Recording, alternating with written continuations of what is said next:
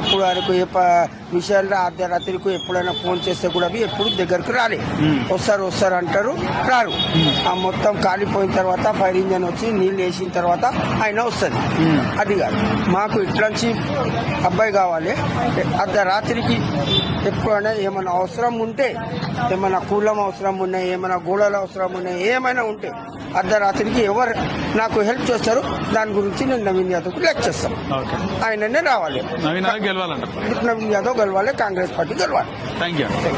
Candidate కూడా local candidate మనకు కావాల్సింది. మనకి ఇక్కడ పుట్టి పెరిగిన క్యాండిడేట్, మనకు లోకల్లో ఉన్న క్యాండిడేట్ మనకు కావాల్సింది. ఇప్పుడు కాంగ్రెస్ క్యాండిడేట్ ఎవరు ఉన్నారు, తను వచ్చేసి ఇసుగూడ డివిజన్ ఉండే పర్సన్, ఇసుగూడ డివిజన్లో. రెండోది ఏంటంటే లోకల్గా ఉండే అందుబాటులో ఉండే పర్సన్. ఇప్పుడు వేరే వాళ్ళు బయట నుంచి వచ్చే పర్సన్కి మనం పోయి ఆడ వెయిటింగ్ చేసి ఆయనతో కలవాలన్నా కూడా ఇబ్బందిగా ఉంటుంది. సో విఐపి ట్రీట్మెంట్ ఉంటుంది వాళ్ళ దగ్గర. సో అలాంటి క్యాండిడేట్ కాకుండా మనకు లోకల్గా సామాన్య జనాల్లో కలిసే పర్సన్ అయితే మనకు ఈజీగా ఉంటుంది.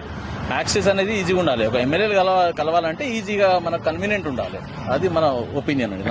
ఇప్పుడు దాకా కేటీఆర్ చెప్పిండు సన్నా బియ్యం ఇస్తామని, సన్నా బియ్యం ఎవరు ఇవ్వలేదు. ఇచ్చిండా? ఇవ్వలేదు. కేటీఆర్ చెప్పిండు 10 సంవత్సరం ప్రభుత్వం చేసిండు, కానీ రేషన్ కార్డు చేస్తాను, రేషన్ కార్డు ఇప్పుడు దాకా ఇవ్వలేదు. అందు గురించి మొన్న రేషన్ కార్డు కూడా ఇచ్చిండు, రేవంత్ రెడ్డి సార్ ఇచ్చిండు. అందు గురించి కాంగ్రెస్ గెలుస్తుంది. అదే కదా, వాళ్ళు రేషన్ కార్డు ఇవ్వలేదు, మన సన్నా బియ్యం చెప్పిండ సన్నా బియ్యం ఇవ్వలేదు, వాళ్ళు ఎంత చెప్పిండు ఇవ్వలేదు కదా. అది గురించి మేము ఇప్పుడు కాంగ్రెస్కి ఓటేద్దామని అనుకున్నాం. ఎందుకంటే మా బస్తీవాసులు నవీన్ అన్న ఉన్నాడు, నవీన్ అన్నకి వేసిండు.